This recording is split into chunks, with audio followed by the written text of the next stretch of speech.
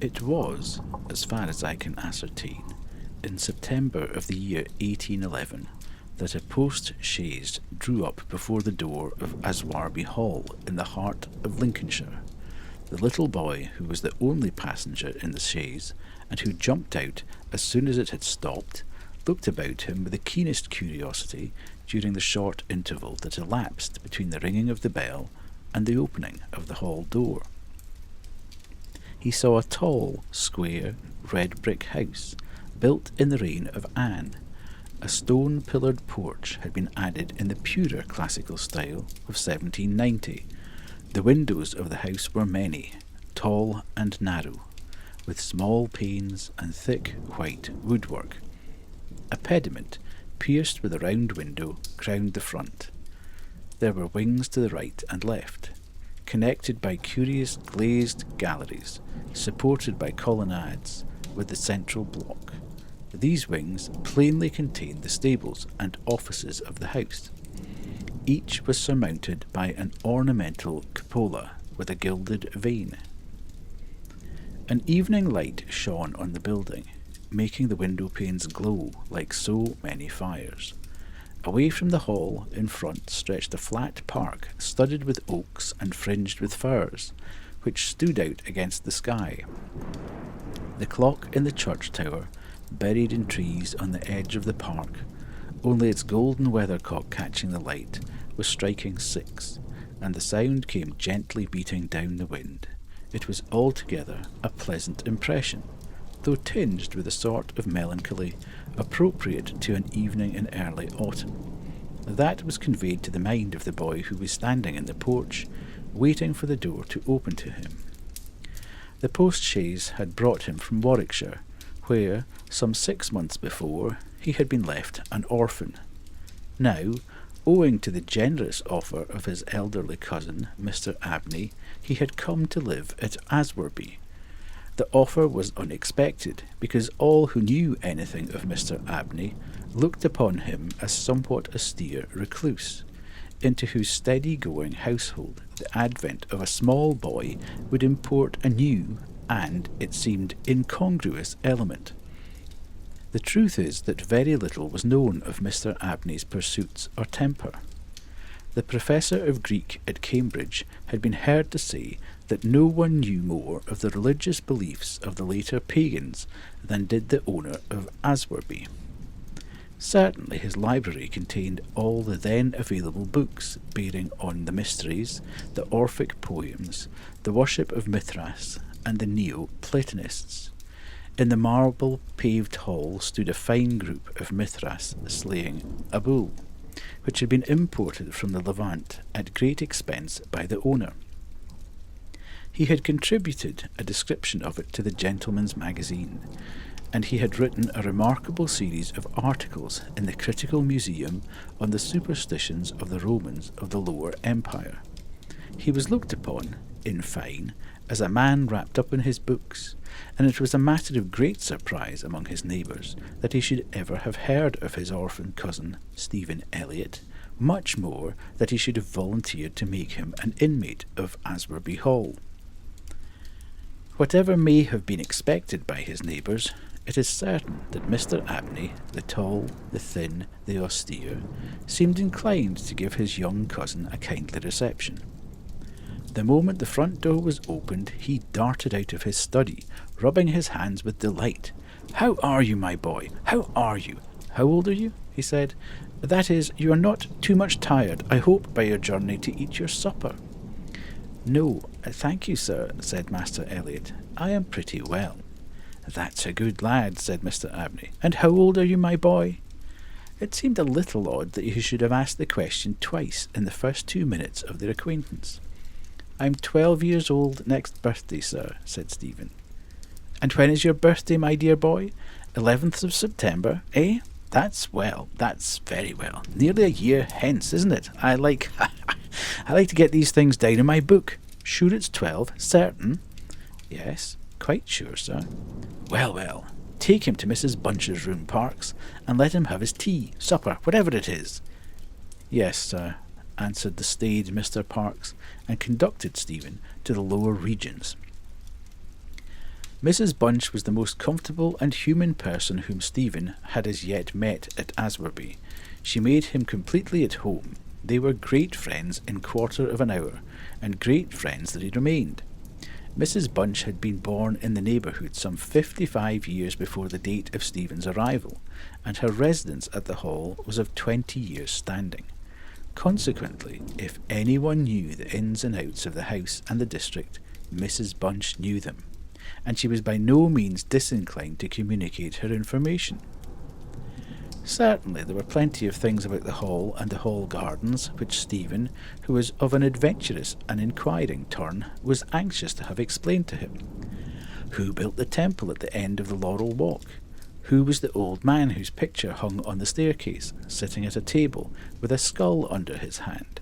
These and many similar points were cleared up by the resources of Mrs. Bunch's powerful intellect. There were others, however, of which the explanations furnished were less satisfactory. One November evening, Stephen was sitting by the fire in the housekeeper's room, reflecting on his surroundings. "Is Mr. Abney a good man, and will he go to heaven?" he suddenly asked, with the peculiar confidence which children possess in the ability of their elders to settle these questions, the decision of which is believed to be reserved for other tribunals. "Good, bless the child," said Mrs. Bunch. "Master's as kind a soul as I ever see. Didn't I never tell you of the little boys he took in out of the street, as you may say, this 7 years back, and the little girl 2 years after I first come here?" "No, do tell me about them, Mrs. Bunch. Now, this minute." "Well," said Mrs. Bunch, "the little girl I don't seem to recollect so much about. I know Master brought her back with him from his walk one day, and gave orders to Mrs. Ellis, as was housekeeper then, as she should be took every care with. And the poor child hadn't no one belonging to her. She telled me so her own self. And here she lived with us a matter of 3 weeks it might be. And then, whether she were something of a gipsy in her blood, or what not, but one morning she shot out of her bed afore any of us had opened an eye, and neither track nor yet trace of her have I set eyes on since. Master was wonderful put about, and had all the ponds dragged, but it's my belief she was had away by them gipsies, for there was singing round the house for as much as an hour the night she went, and Parkes, he declare as he heard them a-calling in the woods all that afternoon. Dear, dear, a odd child she was, so silent in her ways and all, but I was wonderful taken up with her, so domesticated she was, surprising." "And what about the little boy?" said Stephen. "Ah, that poor boy," sighed Mrs. Bunch. "He were a foreigner. Giovanni he called himself. And he come a-tweaking his hurdy-gurdy round and about the drive one winter day, and Master had him in that minute, and asked all about where he came from, and how old he was, and how he made his way, and where his relatives were, and all as kind as heart could wish. But it went the same way with him. They're a unruly lot, them foreign nations, I do suppose, and he was off one fine morning just the same as the girl. Why he went, and what he done, was our question for as much as a year after, for he never took his hurdy-gurdy, and there it lays on the shelf." The remainder of the evening was spent by Stephen in miscellaneous cross-examination of Mrs. Bunch and in efforts to extract a tune from the hurdy-gurdy. That night he had a curious dream. At the end of the passage, at the top of the house, in which his bedroom was situated, there was an old disused bathroom. It was kept locked, but the upper half of the door was glazed, and, since the muslin curtains which used to hang there had long been gone, you could look in and see the lead-lined bath, affixed to the wall on the right hand, with its head towards the window. On the night of which I am speaking, Stephen Elliott found himself, as he thought, looking through the glazed door. The moon was shining through the window, and he was gazing at a figure which lay in the bath. His description of what he saw reminds me of what I once beheld myself in the famous vaults of St. Michan's Church in Dublin, which possesses the horrid property of preserving corpses from decay for centuries. A figure inexpressibly thin and pathetic, of a dusty leaden colour, enveloped in a shroud-like garment, the thin lips crooked into a faint and dreadful smile, the hands pressed tightly over the region of the heart. As he looked upon it, a distant, almost inaudible moan seemed to issue from its lips, and the arms began to stir. The terror of the sight forced Stephen backwards, and he awoke to the fact that he was indeed standing on the cold boarded floor of the passage in the full light of the moon. With a courage which I did not think can be common among boys of his age, he went to the door of the bathroom to ascertain if the figure of his dreams were really there. It was not, and he went back to bed. Mrs. Bunch was much impressed next morning by his story, and went so far as to replace the muslin curtain over the glazed door of the bathroom. Mr. Abney, moreover, to whom he confided his experiences at breakfast, was greatly interested, and made notes of the matter in what he called his book. The spring equinox was approaching, as Mr. Abney frequently reminded his cousin, adding that this had always been considered by the ancients to be a critical time for the young, that Stephen would do well to take care of himself, and to shut his bedroom window at night, and that Censorinus had some valuable remarks on the subject. 2 incidents that occurred about this time made an impression upon Stephen's mind. The first was after an unusually uneasy and oppressed night that he had passed, though he could not recall any particular dream that he had had. The following evening, Mrs. Bunch was occupying herself in mending his nightgown. "Gracious me, Master Stephen," she broke forth rather irritably, "how do you manage to tear your night-dress all to flinders this way? Look here, sir, what trouble you do give to poor servants that have to darn and mend after you." There was indeed a most destructive and apparently wanton series of slits or scorings in the garment, which would undoubtedly require a skilful needle to make good. They were confined to the left side of the chest. Long, parallel slits, about 6 inches in length, some of them not quite piercing the texture of the linen. Stephen could only express his entire ignorance of their origin. He was sure they were not there the night before. "But," he said, "Mrs. Bunch, they are just the same as the scratches on the outside of my bedroom door, and I'm sure I never had anything to do with making them." Mrs. Bunch gazed at him open-mouthed, then snatched up a candle, departed hastily from the room, and was heard making her way upstairs. In a few minutes she came down. "Well," she said, "Master Stephen, it's a funny thing to me how them marks and scratches can come there, too high up for any cat or dog to have made 'em, much less a rat, for all the world like a Chinaman's fingernails, as my uncle in the tea trade used to tell us of when we was girls together. I wouldn't say nothing to master, not if I was you, Master Stephen, my dear, and just turn the key of the door when you go to your bed." "I always do, Mrs. Bunch, as soon as I've said my prayers." "Ah, that's a good child. Always say your prayers, and then no one can't hurt you." Herewith Mrs. Bunch addressed herself to mending the injured nightgown, with intervals of meditation until bedtime. This was on a Friday night in March 1812. On the following evening, the usual duet of Stephen and Mrs. Bunch was augmented by the sudden arrival of Mr. Parkes, the butler, who as a rule kept himself rather to himself in his own pantry. He did not see that Stephen was there. He was, moreover, flustered and less slow of speech than was his wont. "Mister may get up in his own wine if he likes of an evening," was his first remark. "Either I do it in the daytime or not at all, Mrs. Bunch. I don't know what it may be. Very like it's the rats, or the wind got into the cellars, but I'm not so young as I was, and I can't go through with it as I have done. Well, Mr. Parkes, you know it's a surprising place for the rats, is the hall." "I'm not denying that, Mrs. Bunch, and to be sure, many a time I've heard the tale from the men in the shipyards about the rat that could speak. I never laid no confidence in that before, but tonight, if I demeaned myself to lay my ear to the door of the further bin, I could pretty much have heard what they were saying. Oh dear, Mr. Parkes, I've no patience with your fancies. Rats talking in the wine cellar, indeed. Well, Mrs. Bunch, I've no wish to argue with you. All I say is, if you choose to go to the far bin and lay your ear to the door, you may prove my words this minute." "What nonsense you do talk, Mr. Parkes.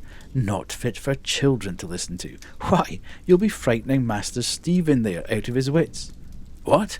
Master Stephen?" said Parkes, awaking to the consciousness of the boy's presence. "Master Stephen knows well enough when I am playing a joke with you, Mrs. Bunch." In fact, Master Stephen knew much too well to suppose that Mr. Parkes had in the first instance intended a joke.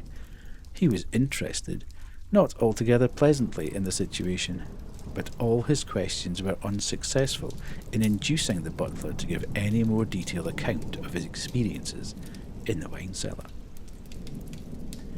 We have now arrived at March 24th, 1812. It was a day of curious experiences for Stephen, a windy, noisy day which filled the house and the gardens with a restless impression. As Stephen stood by the fence of the grounds and looked out into the park, he felt as if an endless procession of unseen people were sweeping past him on the wind, borne on resistlessly and aimlessly, vainly striving to stop themselves, to catch at something that might arrest their flight and bring them once again into contact with the living world of which they had formed a part. After luncheon that day, Mr. Abney said, "Stephen, my boy, do you think you could manage to come to me tonight as late as 11 o'clock in my study? I shall be busy until that time, and I wish to show you something connected with your future life which it is most important that you should know. You are not to mention this matter to Mrs. Bunch, nor to anyone else in the house, and you had better go to your room at the usual time." Here was a new excitement added to life. Stephen eagerly grasped at the opportunity of sitting up till 11 o'clock. He looked in at the library door on his way upstairs that evening and saw a brazier, which he had often noticed in the corner of the room, moved out before the fire. An old silver-gilt cup stood on the table filled with red wine, and some written sheets of paper lay near it. Mr. Abney was sprinkling some incense on the brazier from a round silver box as Stephen passed, but did not seem to notice his step. The wind had fallen, and there was a still night and a full moon. At about 10 o'clock, Stephen was standing at the open window of his bedroom, looking out over the country. Still as the night was, the mysterious population of the distant moonlit woods was not yet lulled to rest. From time to time strange cries as of lost and despairing wanderers sounded from across the mere. They might be the notes of owls or water birds, yet they did not quite resemble either sound. Were they not coming nearer? Now they sounded from the nearer side of the water, and in a few moments they seemed to be floating about among the shrubberies. And then they ceased. But just as Stephen was thinking of shutting the window and resuming his reading of Robinson Crusoe, he caught sight of two figures standing on the gravelled terrace that ran along the garden side of the hall, the figures of a boy and a girl, as it seemed. They stood side by side, looking up at the windows. Something in the form of the girl recalled irresistibly his dream of the figure in the bath. The boy inspired him with more acute fear. Whilst the girl stood still, half smiling, with her hands clasped over her heart, the boy, a thin shape with black hair and ragged clothing, raised his arms in the air with an appearance of menace and of unappeasable hunger and longing. The moon shone upon his almost transparent hands, and Stephen saw that the nails were fearfully long and that the light shone through them. As he stood with his arms thus raised, he disclosed a terrifying spectacle. On the left side of his chest there opened a black and gaping rent, and there fell upon Stephen's brain, rather than upon his ear, the impression of one of those hungry and desolate cries that he had heard resounding over the woods of Aswarby all that evening. In another moment this dreadful pair had moved swiftly and noiselessly over the dry gravel, and he saw them no more. Inexpressibly frightened as he was, he determined to take his candle and go down to Mr. Abney's study, for the hour appointed for their meeting was near at hand. The study or library opened out of the front hall on one side, and Stephen, urged on by his terrors, did not take long in getting there. To effect an entrance was not so easy. It was not locked, he felt sure, for the key was on the outside of the door as usual. His repeated knocks produced no answer. Mr. Abney was engaged. He was speaking. What? Why did he cry out? And why was the cry choked in his throat?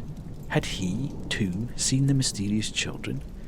But now everything was quiet, and the door yielded to Stephen's terrified and frantic pushing. On the table in Mr. Abney's study, certain papers were found which explained the situation to Stephen Elliott when he was of an age to understand them. The most important sentences were as follows. It was a belief very strongly and generally held by the ancients, of whose wisdom in these matters I have had such experience as induces me to place confidence in their assertions, that by enacting certain processes which to us moderns have something of a barbaric complexion, a very remarkable enlightenment of the spiritual faculties in man may be attained. That, for example, by absorbing the personalities of a certain number of his fellow creatures, an individual may gain a complete ascendancy over those orders of spiritual beings which control the elemental forces of our universe. It is recorded of Simon Magus that he was able to fly in the air, to become invisible, or to assume any form he pleased by the agency of the soul of a boy whom, to use the libellous phrase employed by the author of the Clementine Recognitions, he had murdered. I find it set down, moreover, with considerable detail in the writings of Hermes Trismegistus, that similar happy results may be produced by the absorption of the hearts of not less than 3 human beings below the age of 21 years. To the testing of the truth of this receipt I have devoted the greater part of the last 20 years, selecting as the corpora vilia of my experiment such persons as could conveniently be removed, without occasioning a sensible gap in society. The first step I effected by the removal of one Phoebe Stanley, a girl of gypsy extraction, on March 24th, 1792. The second by the removal of a wandering Italian lad, named Giovanni Paoli, on the night of March 23rd, 1805. The final victim, to employ a word repugnant in the highest degree to my feelings, must be my cousin Stephen Elliott. His day must be this March 24th, 1812. The best means of effecting the required absorption is to remove the heart from the living subject, to reduce it to ashes, and to mingle them with about a pint of some red wine, preferably port. The remains of the first 2 subjects, at least, it will be well to conceal. A disused bathroom or wine cellar will be found convenient for such a purpose. Some annoyance may be experienced from the psychic portion of the subjects, which popular language dignifies with the name of ghosts. But the man of philosophic temperament, to whom alone the experiment is appropriate, will be little prone to attach importance to the feeble efforts of these beings to wreak their vengeance on him.